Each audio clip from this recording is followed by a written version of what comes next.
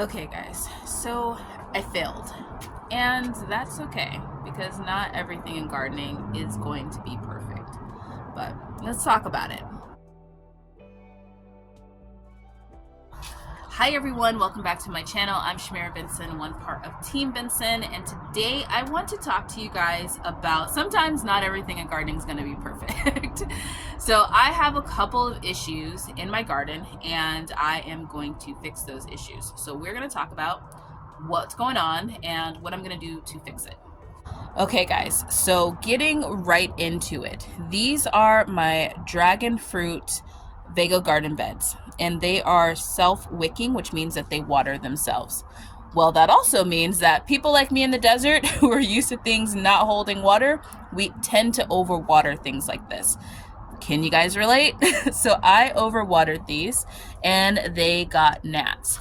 Now I have been getting the gnats out of here just with some apple cider vinegar and some dish soap and stuff like that. I leave that in there at night to attract the gnats, and then I take it out during the day so that then no flies, or not flies but bees, get attracted to it. And then I've also just been drying it out. But what happened is that my seeds did not germinate. I only had one germinate, which is right here. And if you look down in here, it is dampened off. You guys see that crimp right there? That crimp means that this is going to die. It's not going to do anything.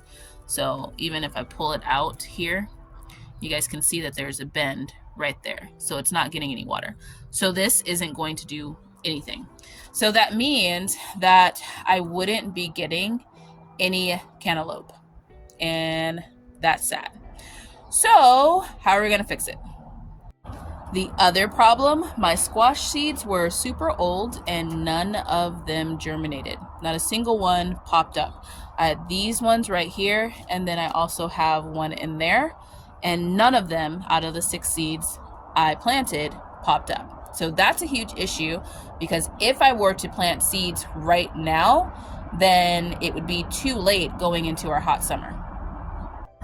And the last thing is that I have had every single farmer that has been farming way past my years tell me that it is too late for me to start corn by seed. And they said if I got it in by the 1st, I probably could be pulling it off right now, but it is too late for me to plant it. So what do you do? What do you do when things don't go out the way that you expect them to go? You get starts. You go to a trusted place and you get starts. Now guys, I remember when I first made like a couple of my YouTube channels, or a couple of my YouTube videos and on my channel, and I didn't really know what I was doing starting from seeds. So I bought starts. And I planted them, and everybody reamed me. Like, they told me I wasn't a real gardener and all of these different things because I started my plants from starts versus getting them from seeds. Now, yes, majority of my plants come from seeds that I start either in my house or I start in the ground. But every now and then there are some things that I just don't have seeds for, or I think it's super cool, or I just have issues and problems that go on in my garden where I need starts. And that's okay. That is okay. So I want any gardener out there that feels like they are failing because something didn't pop up or not enough of something popped up. I want you guys to feel okay knowing that there's still nurseries out there. There's still people that this is what they do for a living, and you can get some starts at some decent prices. So I'm going to show you guys what I got. So first things first, I got some Crenshaw melons. Now these are going to be way bigger than the melons that I was originally planning to grow, but I need something that is going to have roots that can get down to where a lot of that water is just sitting and be able to soak it up. So in my dragon fruit Vego garden beds, I don't think it's a good idea to plant shallow things because it holds water, and I tend to overwater. And also when we have monsoon season, that's going to really soak everything. So I think having something that has deeper roots that can get down there and really use that water is going to be a better idea. So for right now, I'm going to go ahead and plant these. Now this whole 6 tray was only like $4. I got 6. And some of these have like tons of them in there, which I'm not going to let them all grow. I am going to thin it out because these can get pretty big and I only have so much space. So I'm going to thin it out to 1 per cell, and I'm going to plant 3 in there, just like I was going to plant the other ones, and I'm going to let all of that water get absorbed by these big heavy roots. So this should be cool. These starts look amazing, and yeah, I'm excited to see what happens. A little nervous to see if I'm going to have a 20-foot vine in my garden. Now the other thing I got are some Mexican gray squash.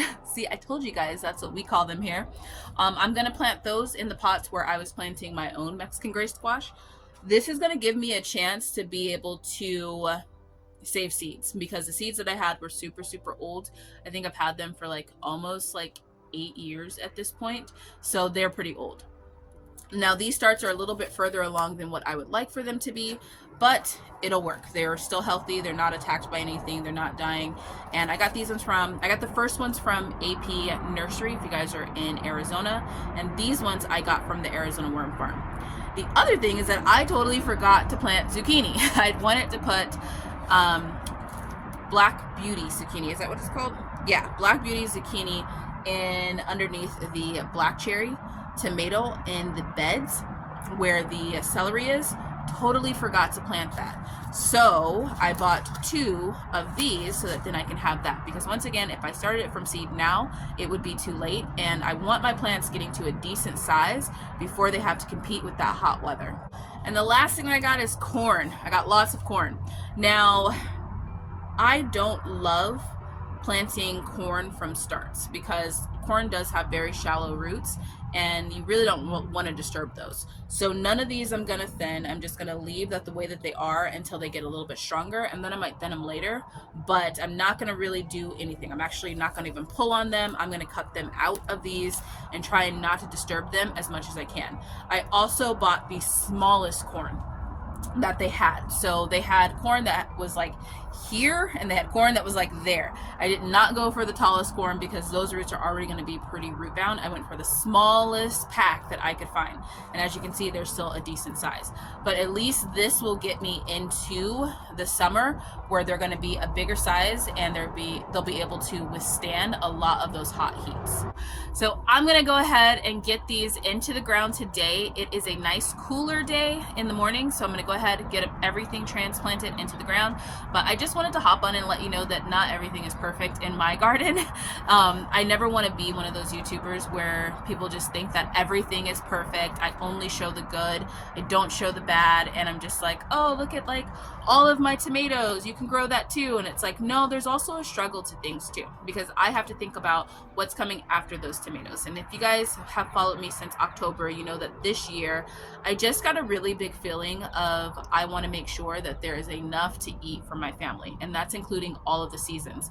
And by the time I get to summer, guys, I'm a little bit exhausted because for most of you guys, you've had a long break, but for me, I've been gardening since July of last year, and I literally only take maybe like a couple of weeks, and in that couple of weeks I may not have a lot of things in the garden, but I am doing things to prepare the garden. So we are literally gardening all year long, which can be exhausting. So I have moments where sometimes I'm too tired to get my bed ready and plant the corn and do all those different things and get them done on time. Sometimes I'm just exhausted, and that's okay. There are starts, there are things that can help us out, and I think the most important part is making sure that we do have that food in our garden. We are growing that stuff for ourselves, so that then if there's anything that happens or any issues or problems, we're able to handle those going full force because we have prepared our gardens for those different things. So whether you have to do that by getting some starts or just getting out there and getting things done on time, it's fine. And I want you guys to know it's fine. So until next time, grow yourselves a garden, because even a small space can provide you with tons of food. Bye guys.